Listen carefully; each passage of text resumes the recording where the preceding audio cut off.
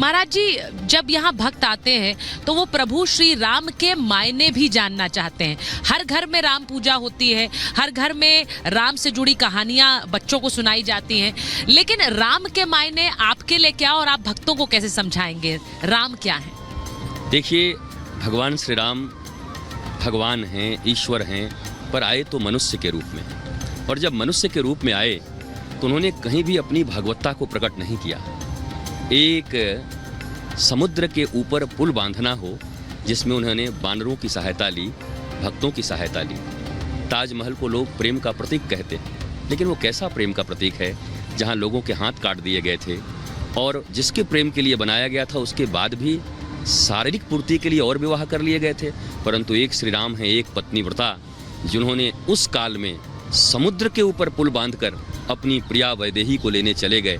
मैं तो ये कहता हूँ भारतीयों को और पूरी दुनिया वालों को, कभी प्रेम प्रकट करना हो ना तो राम सेतु देकर प्रकट कर देना, क्योंकि ऐसा दुनिया में कोई मिला नहीं जो अपनी प्रिया को लाने समुद्र पर पुल बांधकर चला गया हो। तो मैं अपने राम को भगवान के रूप में तो देखता हूँ, परंतु मनुष्यों के नायक के रूप में देखता हूँ, जो एक सुपर हीरो जिसको कहते हैं, जो ये बताते हैं मर्यादा में रहते हुए अपनी ज़िंदगी में धर्म, अर्थ, काम, मोक्ष, ये चतुर्विध पुरुषार्थ हैं। काम और अर्थ ये नदी बह रही है, पर धर्म और मोक्ष ये दोनों किनारे हैं। अगर इन किनारों में ये नदी बहे तो जीवन बड़ा आनंदित और आह्लादित होता है, परंतु धर्म और मोक्ष की अगर मर्यादा टूट जाए तो ये केवल पैसे और वासना की नदी एक दिन आपको बर्बाद कर देती है। भगवान राम हमको ये सिखाते हैं।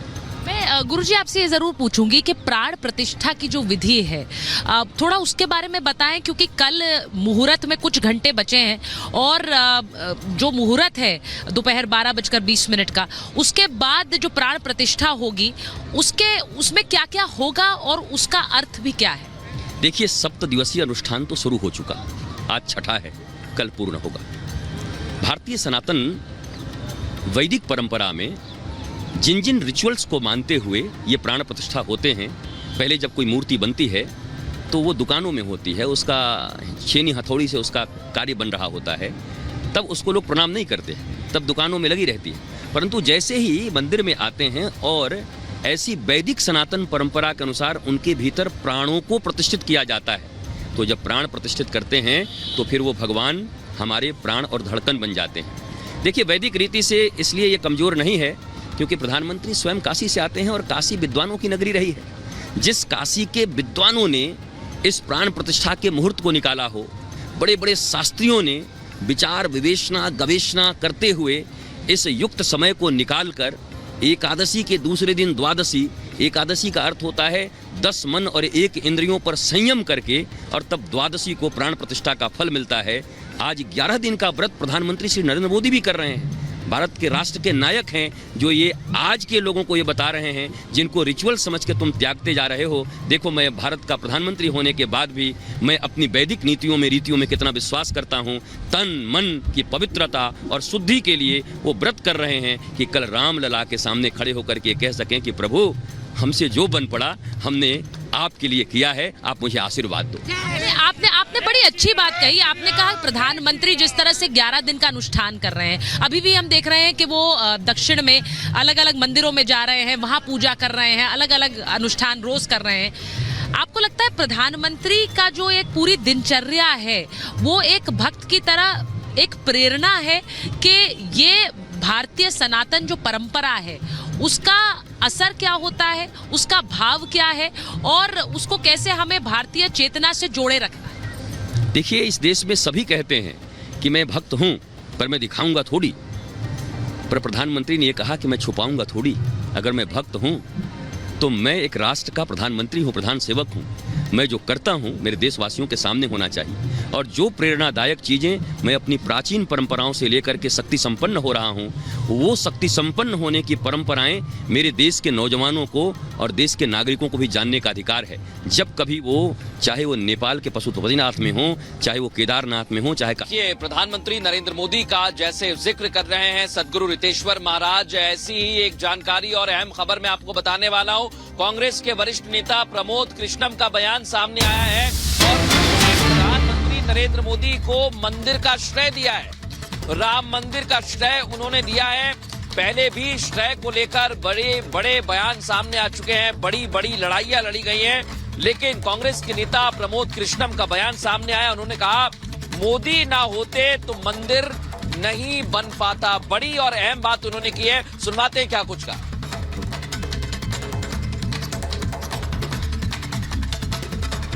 मैं राम मंदिर का निर्माण और राम मंदिर के इस प्राण प्रतिष्ठा के शुभ दिन का जो श्रेय है वो सर्वाधिक नरेंद्र मोदी को देना चाहता हूँ। राम को के निमंत्रण को ठुकराने का मतलब है कि भारतीय संस्कृति और सभ्यता का अपमान करना। राम के निमंत्रण को ठुकराने का मतलब है कि भारत की अस्मिता और अस्तित्व को चुनौती देना। राम के बिना न भारत की कल्पना की जा सकती है न भारत के लोकतंत्र की। इसीलिए रामराज्य का सपना तो महात्मा गांधी ने देखा था, और कांग्रेस पार्टी जो महात्मा गांधी की पार्टी है वो राम विरोधी नहीं हो सकती। इसीलिए मैं सभी विपक्षी दलों से ये निवेदन करना चाहता हूं कि आप भाजपा से लड़ो, राम से मत लड़ो। आप भाजपा से लड़ो, भारत से मत लड़ो। और कार सेवकपुरम पहुंचे उत्तर प्रदेश के उप मुख्यमंत्री केशव प्रसाद मौर्य। वहां पर भी उस जगह को भी आसपास सभी को खूबसूरती से सजाया गया है। डिप्टी सीएम केशव प्रसाद मौर्य से रिपब्लिक भारत ने खास बातचीत की है। अयोध्या को लेकर वो क्या कह रहे हैं, सुनिए शिखा शर्मा से इस खास बातचीत का है। हमारे साथ डिप्टी सीएम केशव प्रसाद मौर्य जी हैं, उनसे बात करते हैं। बहुत बहुत स्वागत है आपका रिपब्लिक भारत में। आज क्या कहेंगे, वो जो ऐतिहासिक पल है वो आने वाला है, कल प्राण प्रतिष्ठा रामलला की हो जाएगी। पूरे देश ही नहीं विदेश में उमंग और हर्षोल्लास का। हाँ, निश्चित तौर से भारत ही नहीं संपूर्ण विश्व इस समय राममय है, और यह गौरवशाली क्षण बहुत लंबी लड़ाई के बाद, 500 साल की लड़ाई के बाद आया है।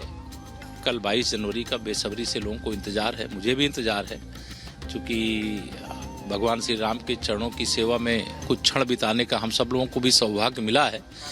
कल प्राण प्रतिष्ठा समारोह में मुझे भी रहना होगा, लेकिन कल को लेकर के तो उत्साह है ही। कल का कार्यक्रम सबसे बड़ा है ही, सबसे महत्वपूर्ण दिन है। कल भगवान श्री राम का दिवस है, लेकिन कल के बाद की भी तैयारी हमारी पूरी। बिल्कुल, बहुत एक लंबा संघर्ष रहा है, और ये यहाँ पर जैसे जितनी व्यवस्था मैं देख रही हूँ चुनौती है, चुनौतीपूर्ण रही है, तो उसके लिए क्या कहें? ये चुनौती जो है, ये कहने के लिए लगता होगा कि सरकार के नाते हम लोग संभाल रहे हैं, ट्रस्ट के नाते तीर्थ क्षेत्र ट्रस्ट संभाल रहा है, लेकिन राम काज करबे को आतुर कौन है? श्री हनुमान। बिल्कुल, और यहाँ पर एक प्राण प्रतिष्ठा का पावन दिन, सिर्फ कुछ घंटे बचे हैं। रामलला भव्य जन्मस्थान मंदिर में विराजमान होने वाले हैं।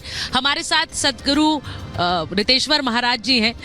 महाराज जी, बहुत बहुत स्वागत रिपब्लिक भारत पर आने के लिए। मैं आज सरयू के किनारे प्रभु श्री राम के चरणों में समर्पण की बात करते हुए आपसे पूछूंगी, आप भले ही भक्तों को मार्गदर्शन देते हैं, लेकिन आज आप खुद एक भक्त के रूप में। आज मैं भगवान श्री राम का एक अकिंचन भक्त